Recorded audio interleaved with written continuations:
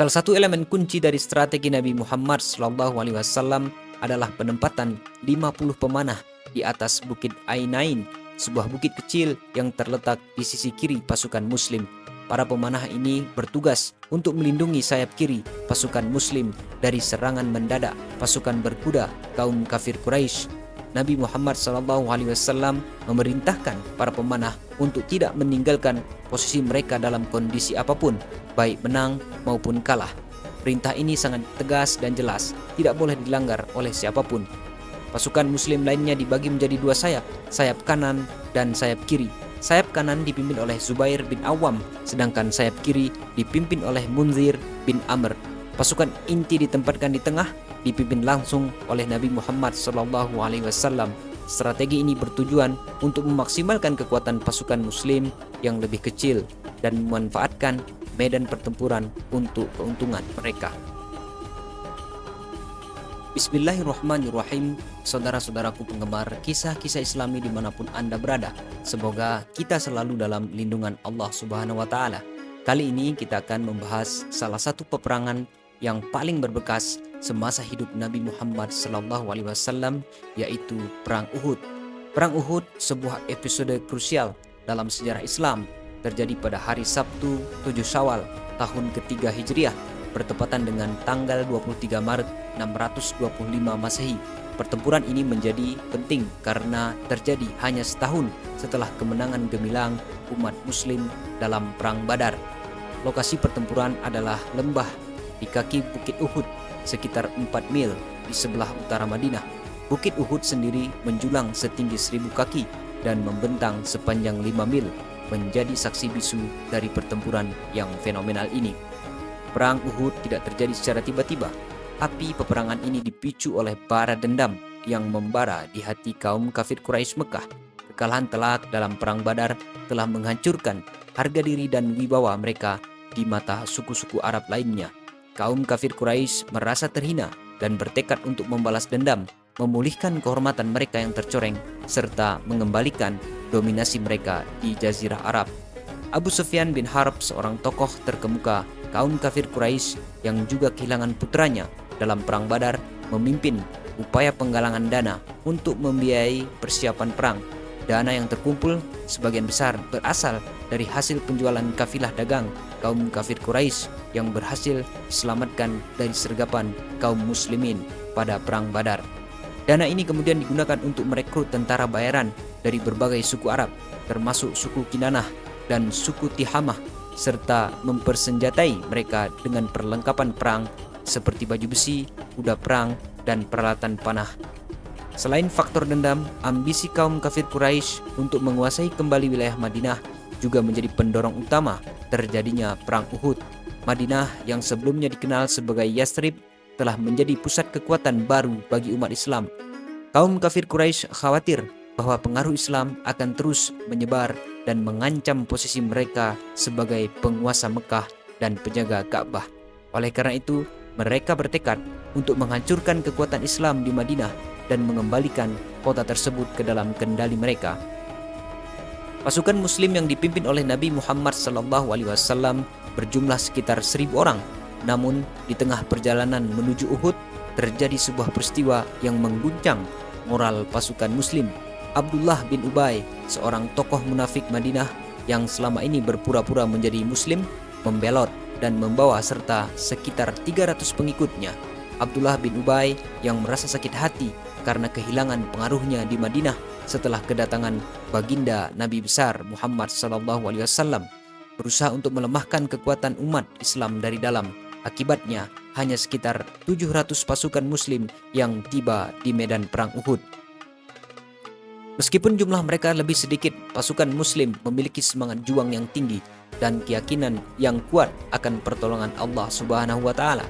Mereka berjuang untuk membela agama mereka, melindungi keluarga mereka, dan mempertahankan kota Madinah dari serangan musuh. Semangat ini tercermin dalam seruan jihad yang dikumandangkan oleh Nabi Muhammad SAW yang membangkitkan keberanian dan pengorbanan di hati setiap Muslim. Di pihak lain, pasukan kafir Quraisy berjumlah sekitar 3.000 orang. Mereka terdiri dari berbagai elemen, termasuk pasukan berkuda, pasukan pejalan kaki, dan pasukan pemanah. Pasukan berkuda kaum kafir Quraisy berjumlah sekitar 200 orang, dipimpin oleh Khalid bin Walid, seorang ahli strategi perang yang sangat berpengalaman. Pasukan pejalan kaki terdiri dari para prajurit kaum kafir Quraisy dan tentara bayaran yang direkrut dari berbagai suku-suku Arab. Pasukan pemanah kaum kafir Quraisy berjumlah sekitar 100 orang, dipersenjatai dengan busur dan anak panah yang sangat mematikan. Motivasi pasukan kaum kafir Quraisy sangat berbeda dengan motivasi pasukan Muslim. Mereka berjuang bukan karena keyakinan agama, tetapi karena dendam, ambisi, dan kesetiaan kepada tradisi nenek moyang mereka. Semangat juang mereka juga dipicu oleh janji imbalan yang menggiurkan dari para pemimpin kafir Quraisy serta ancaman hukuman bagi mereka yang berani melarikan diri dari medan perang. Nabi Muhammad SAW sebagai seorang pemimpin yang cerdas dan berpengalaman menyusun strategi perang yang matang untuk menghadapi pasukan kaum kafir Quraisy yang jauh lebih besar. Beliau menempatkan pasukannya di lembah Uhud dengan bukit Uhud sebagai pelindung di belakang mereka. Posisi ini bertujuan untuk mencegah pasukan kaum kafir Quraisy mengepung pasukan Muslim dari belakang. Salah satu elemen kunci dari strategi Nabi Muhammad SAW adalah penempatan 50 pemanah di atas Bukit Ainain, sebuah bukit kecil yang terletak di sisi kiri pasukan Muslim. Para pemanah ini bertugas untuk melindungi sayap kiri pasukan Muslim dari serangan mendadak pasukan berkuda kaum kafir Quraisy.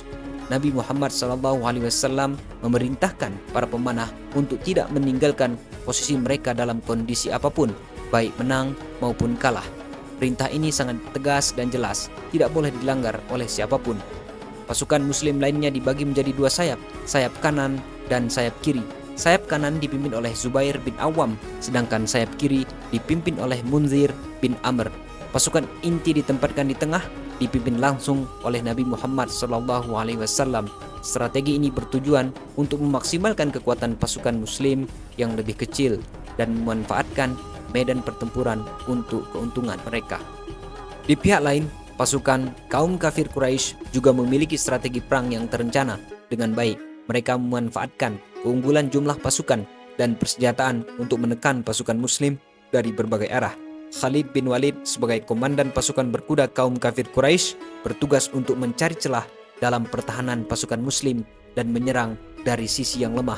Pasukan pemanah kaum kafir Quraisy bertugas untuk menghujani pasukan Muslim dengan anak panah, melemahkan moral mereka dan menyebabkan korban jiwa. Pertempuran Uhud dimulai dengan duel antara para pahlawan dari kedua belah pihak. Ali bin Abi Thalib, seorang sahabat Nabi Muhammad SAW yang sangat pemberani, berhasil mengalahkan beberapa pahlawan kaum kafir Quraisy dalam duel 1 lawan 1. Kemenangan ini membangkitkan semangat juang pasukan Muslim dan membuat mereka semakin percaya diri. Setelah duel selesai, kedua pasukan terlibat dalam pertempuran sengit. Pasukan Muslim dengan gagah berani menyerang pasukan kaum kafir Quraisy, memaksa mereka untuk mundur beberapa kali. Para pemanah Muslim di atas Bukit Ainain berhasil menjalankan tugas mereka dengan baik, menghalau setiap upaya pasukan berkuda kaum kafir Quraisy untuk menyerang sayap kiri pasukan Muslim. Namun, situasi berubah drastis ketika sebagian besar pemanah Muslim di atas Bukit Ainain tergoda untuk turun dari posisi mereka dan ikut serta dalam mengumpulkan harta rampasan perang. Mereka mengira bahwa perang telah usai dan kemenangan sudah di tangan. Mereka melupakan perintah baginda besar Nabi Muhammad SAW untuk tidak meninggalkan posisi mereka dalam kondisi apapun. Sebelum kita melanjutkan kisah perang Uhud, marilah kita beristighfar kepada Allah Subhanahu wa taala atas dosa-dosa yang sengaja maupun yang tidak sengaja telah kita lakukan. Astaghfirullahalazim alladzi la ilaha illa huwal hayyul qayyum wa atubu ilaih. Serta marilah kita berselawat kepada junjungan kita baginda Nabi besar Muhammad sallallahu alaihi wasallam. Allahumma salli wa sallim ala Muhammad wa ala ali Muhammad. Khalid bin Walid yang melihat kesempatan ini segera memimpin pasukannya untuk memutar balik dan menyerang Bukit Ainain. Para pemanah Muslim yang tersisa yang jumlahnya hanya sedikit tidak mampu menahan serangan mendadak pasukan berkuda kaum kafir Quraisy. Bukit Ainain jatuh ke tangan pasukan kaum kafir Quraisy dan sayap kiri pasukan Muslim menjadi terbuka. Pasukan berkuda kaum kafir Quraisy kemudian menyerang pasukan muslim dari arah belakang, menyebabkan kekacauan dan kepanikan di antara mereka. Pasukan muslim yang sedang asyik mengumpulkan harta rampasan perang tidak siap menghadapi serangan mendadak ini. Mereka terpencar dan berusaha menyelamatkan diri mereka masing-masing. Dalam kondisi yang kacau balau, tersebar rumor bahwa Nabi Muhammad SAW telah meninggal. Rumor ini semakin memperburuk situasi dan membuat moral pasukan muslim semakin runtuh. Banyak pasukan muslim yang kehilangan harapan dan melarikan diri dari medan perang. Meskipun situasi sangat genting, Nabi Muhammad SAW tetap tenang dan tabah. Beliau terus berjuang melawan musuh sambil berusaha untuk mengumpulkan kembali pasukannya yang tercerai-berai. Beberapa sahabat Nabi Muhammad SAW dengan setia melindungi beliau dari serangan musuh, bahkan dengan mengorbankan nyawa mereka sendiri. Salah satu sahabat yang paling menonjol dalam melindungi Nabi Muhammad SAW adalah Talhah bin Ubaidillah. Talhah dengan gagah berani menghadang serangan musuh yang mengarah kepada Nabi Muhammad SAW, melindungi beliau dengan tubuhnya sendiri. Akibatnya, Talhah mengalami luka parah di sekujur tubuhnya, bahkan kehilangan beberapa jari-jarinya. Sahabat lainnya yang juga berjasa melindungi Nabi Muhammad SAW adalah Abu Dujanah. Abu Dujanah membuat dirinya menjadi perisai hidup bagi baginda Nabi besar Muhammad SAW, melindungi beliau dari anak panah dan pedang musuh. Abu Dujanah terus melindungi Nabi Muhammad SAW hingga akhirnya gugur sebagai syahid di medan perang Uhud. Perang Uhud berakhir dengan kekalahan di pihak Muslim. Meskipun awalnya berhasil memukul mundur pasukan Quraisy, kesalahan sebagian pemanah Muslim yang melanggar perintah Nabi Muhammad SAW telah mengubah jalannya pertempuran dan menyebabkan kekalahan telak. Dalam pertempuran ini, 70 sahabat Nabi Muhammad SAW gugur sebagai syahid di medan pertempuran. Di antara mereka adalah Hamzah bin Abdul Muthalib, paman Nabi Muhammad SAW yang sangat pemberani dan disegani. Hamzah gugur di tangan Wahsy bin Harb, seorang budak yang diupah oleh Hindun binti Utbah, istri Abu Sufyan, untuk membalaskan dendam atas kematian ayahnya dalam perang Badar. Al-Quran Surah Al-Imran ayat 152 menjelaskan tentang ujian dan kesalahan yang dilakukan oleh sebagian kaum muslimin dalam perang Uhud. Walaqad sadaqakumullahu wa'dahu idh tahussunahum bi'idnih hatta idza fashiltum wa tanaza'tum fil amri wa 'asaytum min ba'di ma arakum ma tuhibbun minkum may yuridud dunya wa minkum may yuridul akhirah thumma sarafakum anhum liyabtaliyakum walaqad afa ankum wallahu dzu fadlin 'alal mu'minin. Sungguh Allah benar-benar telah memenuhi janjinya kepadamu ketika kamu membunuh mereka dengan izinnya, sampai pada saat kamu dalam keadaan lemah, berselisih dalam urusan itu dan mengabaikan perintah Rasul setelah Allah memperlihatkan kepadamu apa yang kamu sukai. Di antara kamu ada orang yang menghendaki dunia, dan di antara kamu ada pula orang yang menghendaki akhirat. Kemudian Allah memalingkan kamu dari mereka untuk mengujimu. Sungguh Dia benar-benar telah memaafkan kamu. Allah mempunyai karunia yang diberikan kepada orang-orang mukmin. Allah telah memenuhi segala apa yang telah dijanjikan kepada hamba-Nya yang beriman, di mana mereka telah sampai kepada suatu tahap kemenangan dengan menghancurkan kekuatan musuh yang jauh lebih banyak jumlah dan persiapannya. Tetapi karena mereka kurang sabar, kurang patuh, dan kurang disiplin terhadap komando dari Nabi Muhammad SAW yang memerintahkan agar setiap regu, terutama regu pemanah, agar jangan meninggalkan tempatnya masing-masing sebelum ada perintah. Tetapi banyak di antara pasukan muslim yang melanggarnya. Bahkan mereka berselisih karena menghendaki harta dunia, yakni mengejar harta rampasan perang. Maka terjadilah apa yang terjadi. Musuh kembali menjadi kuat karena telah merebut tempat-tempat strategis. Akhirnya kaum muslimin menjadi lemah sehingga mengalami penderitaan disebabkan perbuatan dan tingkah laku mereka sendiri sebagai ujian dari Allah Subhanahu wa taala terhadap keimanan, kesabaran, dan kedisiplinan mereka. Perang Uhud mengajarkan pentingnya ketaatan kepada pemimpin dan disiplin dalam menjalankan perintah. Kekalahan terjadi karena kelalaian pasukan pemanah yang meninggalkan posisinya demi harta rampasan. Umat muslim diingatkan untuk tidak tamak dan selalu bersiap siaga menghadapi ujian. Wallahu a'lam bishawab.